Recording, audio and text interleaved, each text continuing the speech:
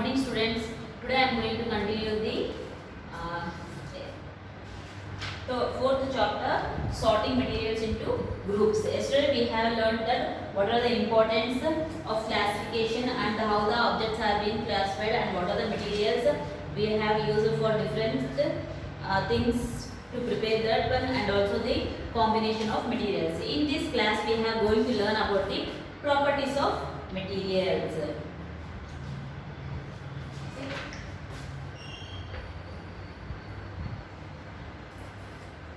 Sorting material into groups. Sorting materials into groups. Okay, in that now today we are going to learn about the properties. What are the properties of materials?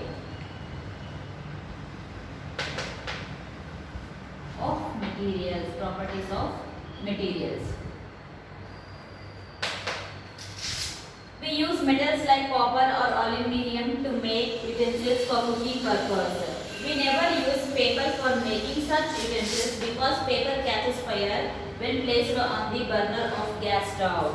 Okay, we are using the metals like the copper, aluminium and steel to make the utensils for cooking purpose only.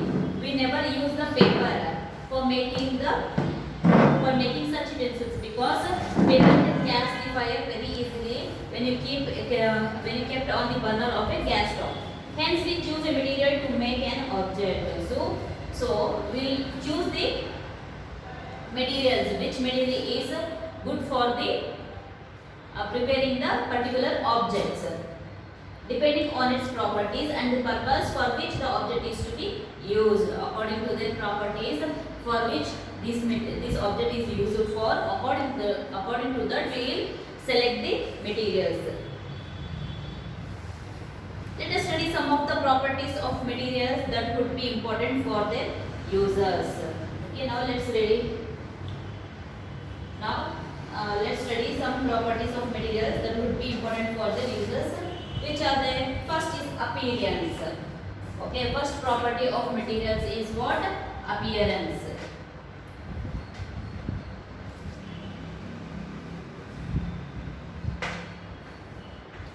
First is appearance.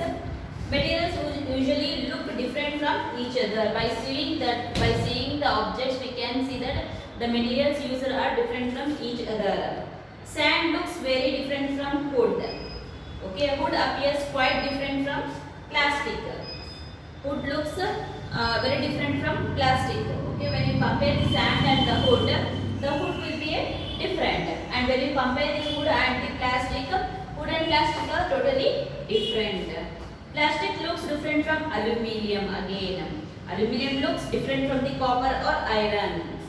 Okay, each material is different from each other. Aluminium, copper and iron have some common characteristics that are not present in sand, wood and plastic. Okay, some of the common characteristics are present in the aluminium, iron and copper, and some of the their common characteristics are present, while in the sand, wood and plastic they are totally different. Let us perform the following activity to understand this. Okay, activity they have given here. To separate shiny materials from a group of materials, things needed: a piece of wood, copper wire, an iron rod, paper, plastic and aluminium rod and a sandpaper. You have to take all these things, that is a piece of wood, copper wire, an iron rod, paper, plastic and aluminium rod also, and sandpaper also. Then what is the method? Rub the surface of each material with sandpaper. Okay, we have to take the sandpaper and we have to rub the sandpaper to all these items, which are the wood, copper wire, iron rod, paper, plastic and aluminium rod. Okay, for all these things, all these materials, we have to rub with the sandpaper. Observe whether each material is shining or not. We have to observe now what all the materials what we have rubbed on, all they are shining or not. Separate the shining materials from the non-shining materials. We have to separate we have to divide them into two parts. Which is shining, we have to make one group, and which is not shining, we have to make it in the another group. Observation: the surface of materials like iron rod, aluminium rod, and copper wire are shining. Okay, the metals which are used are iron rod, aluminium rod, and copper are the copper wire. They will shine when we rub with the sandpaper. Surface of materials like hood pipe, hood piece, plastic, and paper are not shining. Okay, when you compare to the when you observe the hood piece, plastic, and paper, they are not shining. The special kind of shine present on materials. Okay. The main property is that there is a special kind of shining was present on the materials is called luster, chamak. Okay, luster means chamak in Hindi, that one. Materials like iron, copper, and aluminium that have lusters are called lustrous materials. Okay, the materials which have the shining property is called what? Lustrous materials like iron, copper, aluminium. They are having the shining surface. Materials like paper, wood, plastic, and cotton that do not have lusters are called non-luster materials. And the materials like which one? Wood, plastic, paper, and cotton also don't have the shining property, so they are called what? Non-lustrous material. Usually metals are lustrous. Gold and silver are used in making jewelry due to their lustrous nature. Okay, usually all the metals are having the property of shining. Example like gold and silver, they are also having the lustrous property. By that only they are made it as a jewelries. Some metals often lose their shine and appear dull because of the action of air and moisture on them. Okay, some of the materials lose their shine when the moisture, air, and water is fell down on the material. We therefore notice the luster only on their freshly cut surface. So we can see the only shining on the freshly cut only, means now not recently cutted parts of that.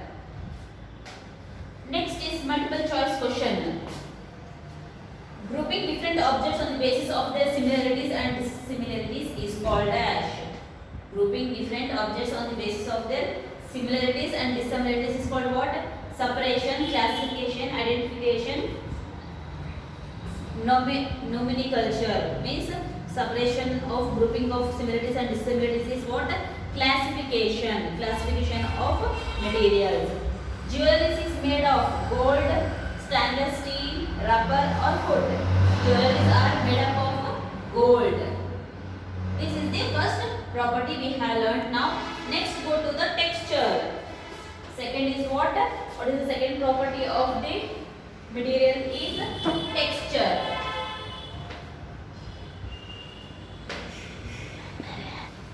Texture. When we touch different materials, we find that some are rough and some are smooth.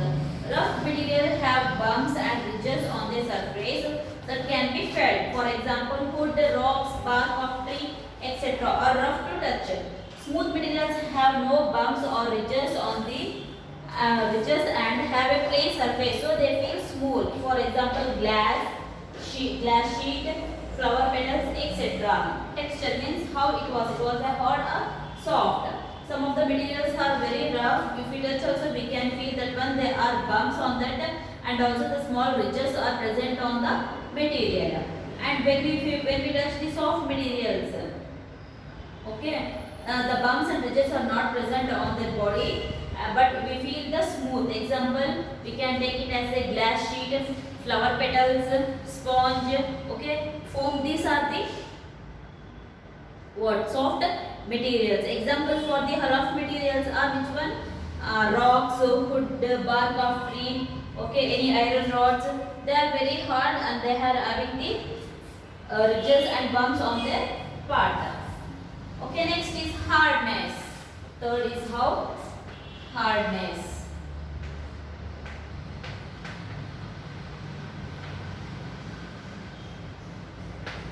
Hardness.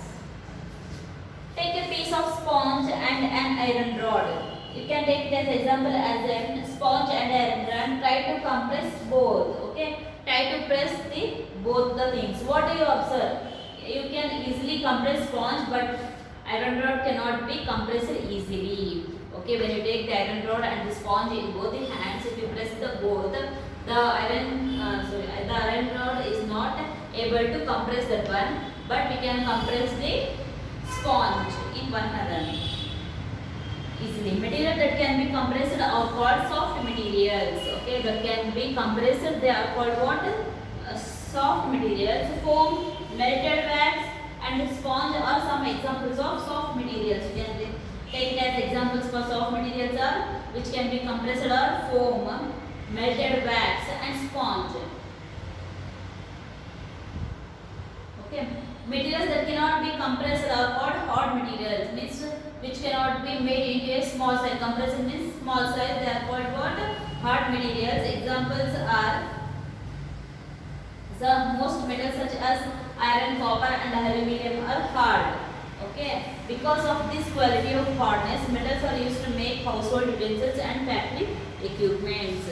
Because of this property of hardness, they are used to make the utensils and also the some of the factory equipments also done with this materials. You can see here some of the soft materials, that is a sponge and the foam. This is the foam and this is the sponge, and these are the some hard objects, the aluminium can, the iron nails, okay, which and also some of the utensils also made with the copper, steel, iron and aluminium.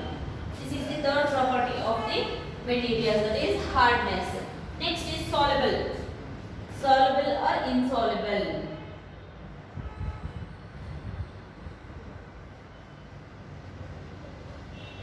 Soluble or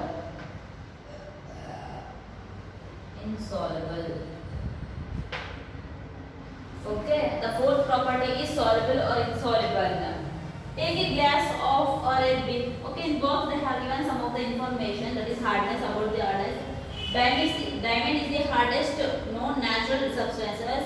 So diamonds are used as a tools for cutting glass and grinding rocks also. Okay, we don't know that one. That diamond, okay, the natural diamond is very harder and very stronger than when you compare to the other materials on the earth. So the diamonds are used in making the tools for cutting glass and also the grinding rocks also. This is about the hardness. Next come to the soluble or insoluble. Soluble or insoluble. Take a glass or a beaker and fill 3/4 of it with the clean water. Add a half spoonful of sugar in it. Stir the contents with a spoon. Wait for a few minutes and observe. You find the sugar has disappeared. This shows that sugar dissolves in water, or sugar is soluble in water. Okay, what they have given soluble and insoluble. We have to take a glass or a beaker. Take one glass, transparent glass. 3/4 of water should be put in that glass and add of spoonful of sugar in that, and afterwards you stir the sugar in the water. After few minutes you can observe that the sugar cannot be seen in that. This shows that sugar dissolves in water and sugar is dissolvable in water. Now taste the water. What do you find? The water tastes sweet. Okay, after stirring, after the sugar has been disappeared in the water, if you taste that water, okay, we'll taste it as a sweet. So water tastes sweet. This is because sugar is still there in the water. By that we come to know that still the water is present, still the sugar is present in the water, but its particles have become so small and have spread uniformly in water that we cannot see them. Okay, but the particles of the sugars have become so small and they have spreaded uniformly in the water that we can't see from the eyes. Now take another beaker and fill 3/4 of water in 3/4 of it with water. Take one glass and fill the water 3/4 of water in the beaker. Add half a spoonful of sand in it. we have to add how we added a half spoonful of sugar in the beaker. In the same way, we have to add half spoonful of soil in it, sand in it. Stir the contents with a spoon and observe. Afterwards, you stir the so you have put sand in water, no? So you have to stir the water, stir the contents with a spoon and observe. You find that the sand settles down at the bottom of the beaker. Okay, you find that one. The sand is settled down.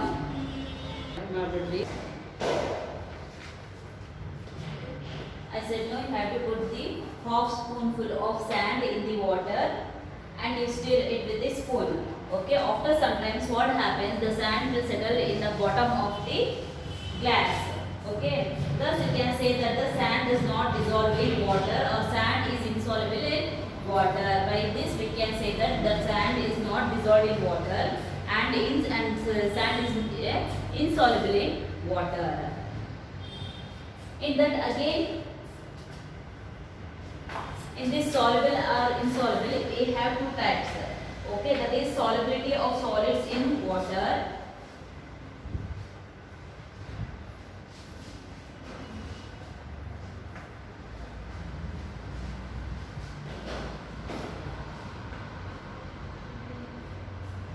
Solubility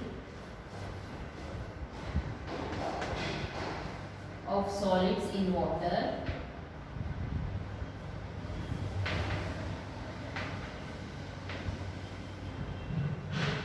And solubility of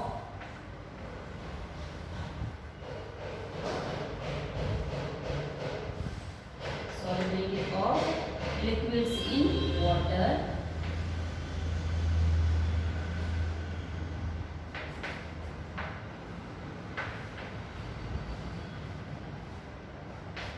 Okay, solubles or insolubles we have in the two groups, the solubility of solids in water and solubility of liquids in water. What is the insolubility of solids in water? Solid submaterials that dissolves in water are said to be solubles in water. The solid items which are dissolves in water, they are called solubility of solids in water. Activity, for that we have to do the activity.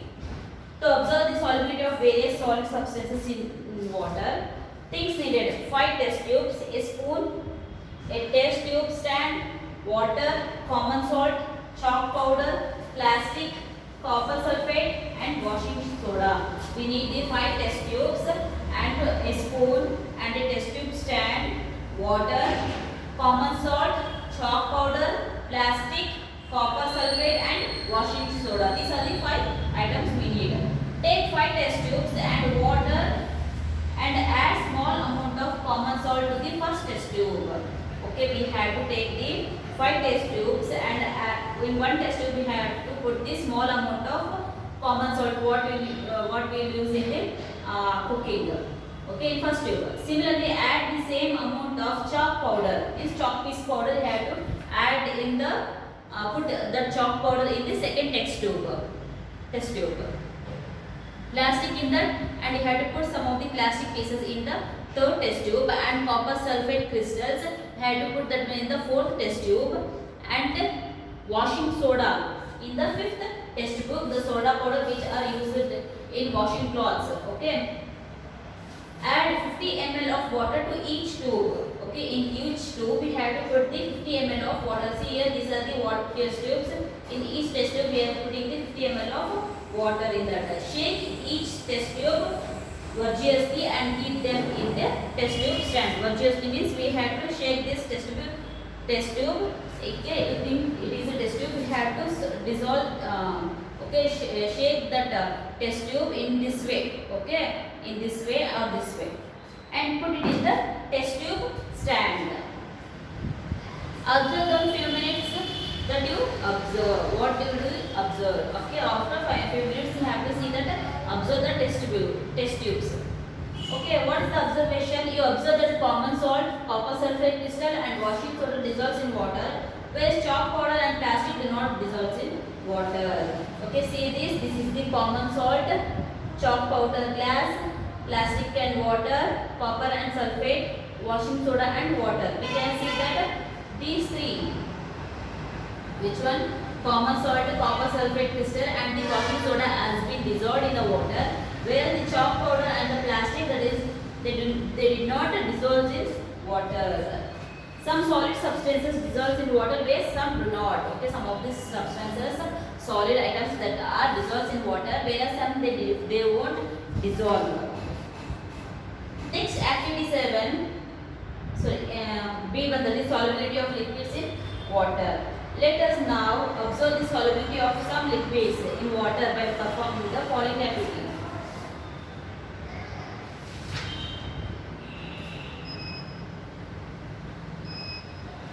Okay, what is the activity? To observe the solubility of various liquids in water. Things needed: 5 test tubes, 5 test tube stand, a test tube stand, glycerine, kerosene oil, vinegar, mustard oil, alcohol, and a dropper. Okay, we have to take the 5 test tube and the test tube stand also, and the water. Sorry, dropper means you use the dropper for filling the ink in ink pens. No, that is the dropper. And what are the things we needed is water, glycerine, kerosene oil, vinegar, mustard oil, and alcohol. Take the 5 test tubes and fill half of each with them with water. Take all the 5 test tubes. In that, full of the test tube should be filled with the water. Add some glycerine drops to the first test tube. In first test tube, you have to put some drops of glycerine in that. Similarly, a few drops of kerosene oil in the second test tube. In the second test tube, you have to put some drops of kerosene oil. And in the third test tube, you have to put a few drops of vinegar and a few drops of mustard oil in the fourth test tube, and a few drops of alcohol in the fifth test tube. Shake each test tube vigorously and place them in the test tube stand. Okay, shake each of them in a particular manner and you have to put it in the stand. Allow the test tubes to stand for some time and observe. Okay, allow them to live for 5 minutes and observe the test tube. Observation: you observe that liquids like glycerine, vinegar and alcohol have completely mixed with water, whereas liquids like kerosene oil, mustard and oil do not mix with the water. They form a separate layer. What happens on the time? The glycerine, vinegar and the alcohol will be mixed well in the test tubes, whereas like this whereas the kerosene oil and the mustard oil, they won't mix with the water and they form a separate layers on the water.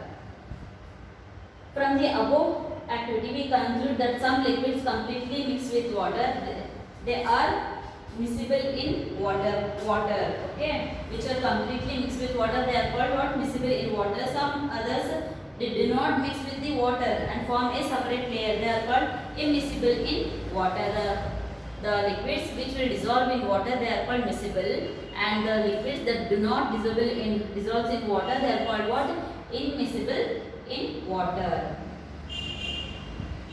Next, in this again third is there is solubility of gases in water. Okay, up to now we have learnt about the solubility of solids in water and also solubility of liquids in water. Last one is solubility of gases in water. Some gases are soluble in water, whereas some are not. Some of the gases will mix easily with the water. Some of them won't mix with the water. Usually, water contains small quantity of some gases like oxygen is in dissolved state. We can say that one. Some of the gases will dissolve in water. Example, the oxygen. Okay, in small quantity of oxygen which has been dissolved in water. Plants and animals that live in water use the oxygen dissolved in water for their survival. Okay, plants and animals which lives in the water, they will live in the water by the use of this oxygen which is present in the water. Gases like nitrogen, hydrogen and marsh gas do not dissolve in water. Okay, gases like which one? Nitrogen, hydrogen and marsh gas, methane gas, they won't dissolve in water, they are insoluble in water. Okay, up to 4 properties we have learned in this class. Okay, first is appearance, the texture, the hardness, and also the in fourth one, that is soluble or insoluble. Insoluble and insoluble, there are three types. That is solubility of solids in water, solubility of liquids in water, solubility of gases in water. After the solubility of gases in water, they have given you multiple choice question. Take the correct options. Materials that can be compressed easily, they are called dash materials. Soluble, hard, soft, or insoluble. Okay, they are compressed easily means what we can say, that is a soft material. Sugar dash in water. Soluble, insoluble, miscible, immiscible. Sugar is a solid substance, so it is soluble in water. Okay, students, answer is soluble. Still there are how many properties? Up to now we have learned 4 properties. Still there are 3 properties that we will learn in the next session. This ends your session 7. If you have any doubts regarding this session, please call me or you can text me, students. Only 3 properties are left. This I will continue in the next session. Thank you, students.